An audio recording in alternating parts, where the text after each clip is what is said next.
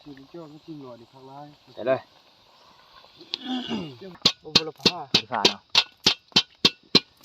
คือว่ามาสุดนี้ทะลุแห้งขนาดพี่น้องเลยพูดทางมากก็ลำบากน้ำใส่ก็กึด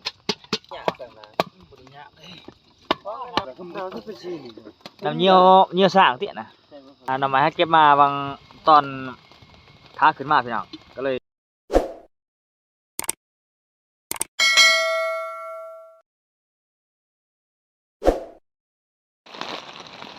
พี่น้องเลย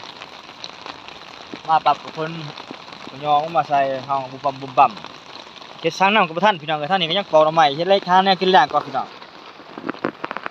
เป่าหน่อไม้สิกินแรงพี่น้องเลยลำบากสุดมากครั้งนี้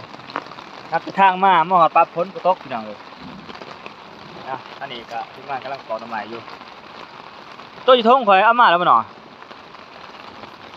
ลำบากมันลำบากบ่เว้าบ่ นี่เลิกบ้านหาเมื่อบ้านเนี่ยทุกต้มหน่อไม้พี่น้องเลยแกงหน่อไม้กินแรงก่อนพี่น้องหน่อไม้ให้เก็บมาบางตอนท้าขึ้นมาพี่น้องก็เลยเก็บหน่อไม้มากินน้ำแกงกินแรงแต่สิแกงใส่นี่แหละพี่น้องเลยผักบะบ่นเนื้อบะบ่นพี่น้องโอ้หวานแซ่บดีได้พี่น้องนี่กินดิบเลยก็ได้นี่พี่น้องกินดิบเลย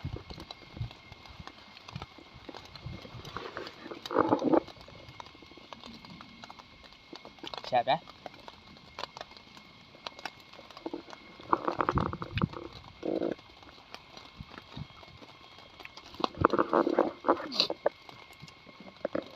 เป็นหม้อปรับผลเป็นยองใส่เลย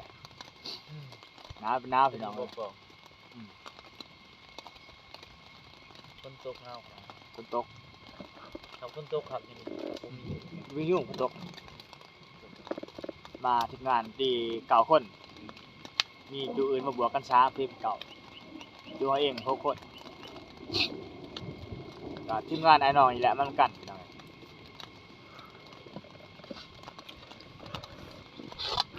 มาทั้งหมดดิขี้ไผ่พี่น้องเลยใส่ใหม่อันเดียวต้มน้ำมันแล้วก็ดึงเขาต่อเขาห้องยังพันหนึ่งจับ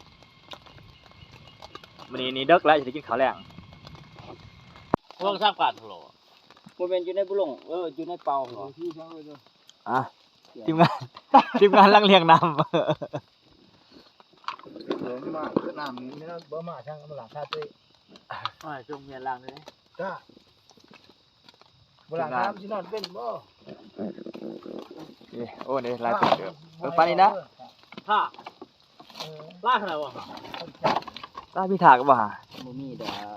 คนตกสิส่งมีนี่แหละ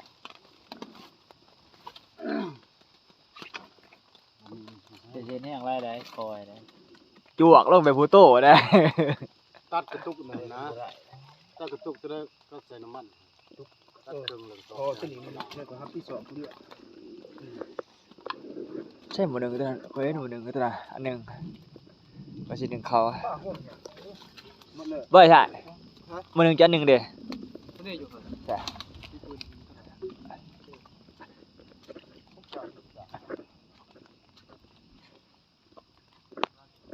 หมูหนึ่งเขาก่อนพี่น้องเลยชอบเป็นเรื่องว่ะน้ำเยี่ยวสร้างเตี้ยนะบุกคักเลยดิโตคือกันตกกินโอ้ยห้องนี่นะไรเลยตั้งให้เพราะว่าเ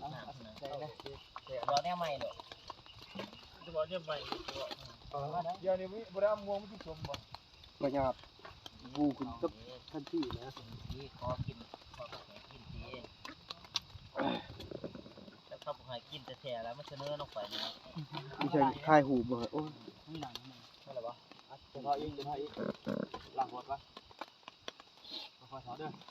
อันนี้เด้อนี่เขาอีไฟมันจะออกด้วยจะว่าลงมาเนี่ย แล้วก็นาวเรียกสิเฮ็ดแบบแทนนั่นแหละสภาพปูลงนี่ ต้องเลยปะรีบปะ ไปอู้แล้วจะนอนห้อง โอ้ยทำไมไงว่ามันพดชุดนึงแล้วพุ่งเราได้ ทำไมมันป้องแล้วได้แล้วหนู ได้แล้ว งานพวกเฮ็ดเยอะเนี่ยนี่พากับพี่น้องเอ้ยโอ้ นายในที่คลิปมันจะหนึ่งเขาหนึ่งหน้า นี่มาถ่ายเลยเอาลงอยู่บ่ขี่มันสูงโพดอ่ะ กระชุ่มกระตอกลงอีกมันอยากแบบนั้น บ่ได้ยาก เพราะน้ำมันอยากก็ ตัวนี้จะเที่ยงคืนตัวนี้เนาะทักตัวนี้เที่ยงคืน วางซะ ก็บักน่ะซะนั่นนะหั่น พากระเบื่อบ่ ว่าเอากระเบื้องอันนั้นที่ใส่กระเบื้องกระแปะ เป็นดอก เป็นดอก เป็นเหรอ ผู้แซ่บ นี่นะตั้มชิโมนี่เลยเขาจะได้ สมอนี่ได้นี่สมอบ่ได้ไหวเอ้ารีดละ พละ ใส่ลากแปะเลย มาเอามาใส่อีกแนะนำนี่นำมานึงนี่น้ำไปพอดนี่ยังสิชุกรีบบ่พรีแล้ว ได้แล้วชุกไว้ มันจะจืด จูนแล้ว ยังมาใส่กองมาใส่ยืมหนึ่งเขาจังเลย เก็บหัน กินผักจั่ว ก็จักบอลหันเก็บกับคากะลี่หันจืดบ่เรือ มันยัง ไม่จืดได้แล้ว แต่ละครบนิดนึงก็ยังมันเถอะ ใส่กระเบื้อเลย ใช้กระเบื้องบุพรจะประเดี๋ยวล่างไปเด้อ ไม่ให้กูได้ เป็นเขาเพียงเลยนั่งชลบุญกันอยู่ตอนแรงนี่เป้าน้ำมากอะโอ้น้ำเรื่องบ่เรื่องน้ำเยี่ยวสร้างนี่เด้อพี่น้องเอ้ยนี่เรื่องแห้งขนาดน้ำใส่กืดคือว่ามาสุดนี้ทรหดแห้งขนาดพี่น้องเอ้ยพูดทางมากก็ลำบากน้ำใส่ก็กืดมันบ่ได้หม้อหวย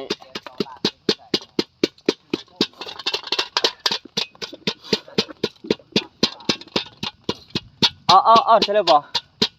ต้องหั่นยอดอาหารมันจะเคี้ยวจ้ะนี่ยอดมันบ่เบิ่น ทุกวัวเดี๋ยวใส่เบิ้ล บัดแก้เขาใส่น้ำตัดตั้มนะใส่บ่ ตัดมันจะมุนไว้ ตัดบ่ใส่ผ่าอยู่พุ่นแล้ว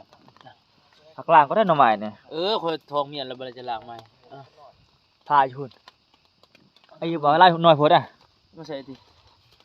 ต้องบุ้นล้างแล้วมาใส่เลยใส่เบิ้ลอะไร โอ้สุดคักเลยนี่พี่แกงสมอใหญ่เลยเก็บใส่กันได้เอ้า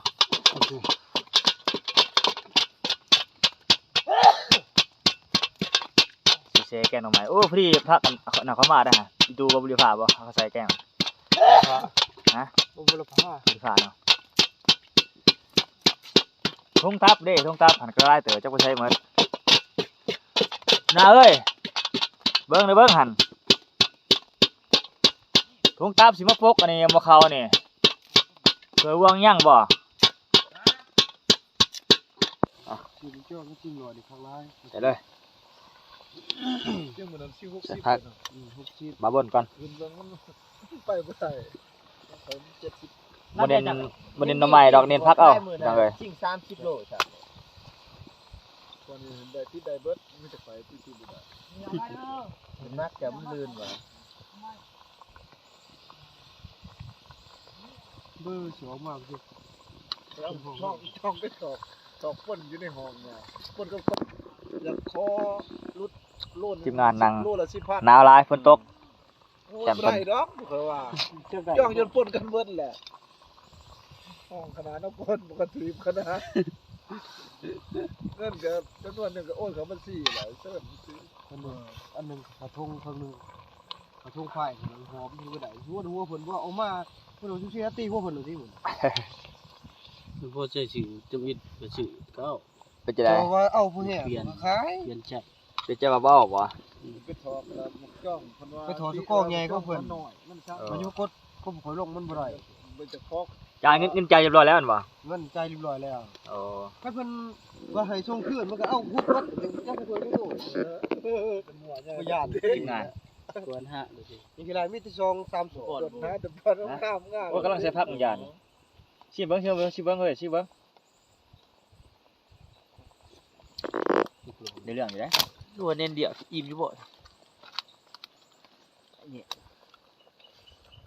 ก่อนคนเดียวเว้ยบ่ใส่ดอกมัน ลาย กินไล่มือไล่วัดนะโครงการยาวหน้า จุ่มแรกคือกับประเทศ มือนี่ผ่านไป2ก๊กคะแนนได้ ก็เดือน พี่น้องเอ้ย ผมจับคนวางซ้ำกันวางซ้ำ บ่มีถ้วยย่องนี่เลย เดือนเนียมกันแล้ว ใช่ส่งใช่มาเบิ่หรอบ่ มา คนตัวดิให้สิจิตจิตจิ เบิ่งจำแน่ จิโอ้ผมได้มาสิกว่า เอ้า เน้นกับขา กินจะทาน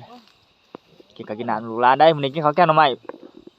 มื้อให้โชว์มาได้มื้อนี่ ตัวเราว่าอาหารดีๆจากอื่นเพิ่นมากินน้ำกันตัวเนี่ยกาด หลายคำว่าเดียว แกงหน่อไม้บ่ถนัดเนาะอยู่ป่านี่แหละอาหารสัตว์ป่า ถ้าใช้บ่ได้แล้ว ครับเนาะ บัดขนาดแล้วก็ยังหน่อไม้ เลยสด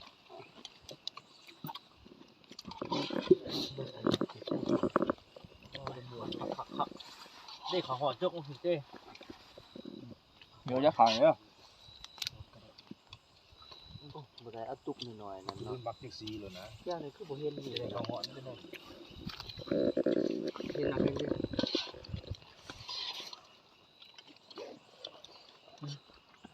ปกติถวยใช่ป่ะไว้นะขับชอบ หน่อไม้ กินเบียร์เมามันก็ลง ชาวพาพี่น้องเอ้ย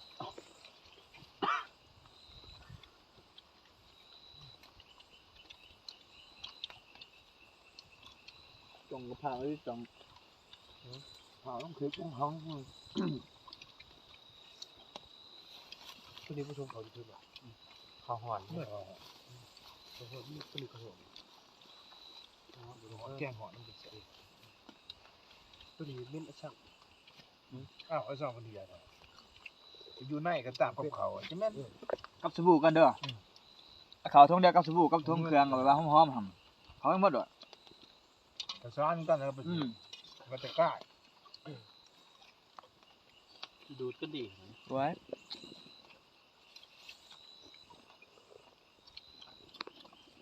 ก็ชวน อ้าวนี่บอลสอบมาดูตะปอกสลับหวานนะสิ กินข้าวแล้วก็พักผ่อนพี่น้องเอ้ยนอน เนี่ยคือลิซ่าอีกอย่าง โอ้ยเป็นหวัดหลายถ้าก็กินข้าวแล้วแกงหน่อไม้แซ่บขนาด ใส่บังเดียวนี่นี่บังแท้เลยได้สะบัดเอิ้นนี่ก็สิ ใส่บังแซน เดินทางต่ออีกย่างขึ้นกู้ลงไว้อีกมื้อนี้ ตะกอนตะกอนนี่ว่าตามใจศรัทธานี่ ตอนพักผ่อนพี่น้องเอ้ย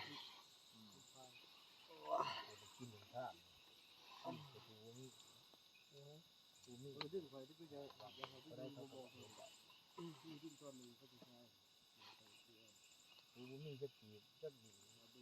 เชื่อช่างมันเป็นแสน ก็ถือได้หรือไงก็ยังว่าเราบักเดียวบักของถือ มีแล้วบาง ปลูกของประเทศมันได้ เราแบบ มันเป็นหมาเป็นช้างแหละเขาไปบัวระบัดตีนบ่แม่นบ่แม่นได้หรอก มันโบเมนท่า แต่ว่าเบิ่งไปตัดไป มันว่า ทำ มันกินสัม ไป ภาษ กลางหมายคนตัว อันนี้มีเรื่องข้าวปลาซองมันข้าวเย็ดบุมี่ ท่านมันมา อันนี้มากระพี่เนี่ยฮันโอ้ยเงินเขาเอาเงินถักหนึ่งข้าวที่สิบละบอกคือ ไปเอามาก็เลย หนึ่งข้าวสิบ ตอนหาไปเลยก็มีวัดศาสนา สิบวันเก้าวัน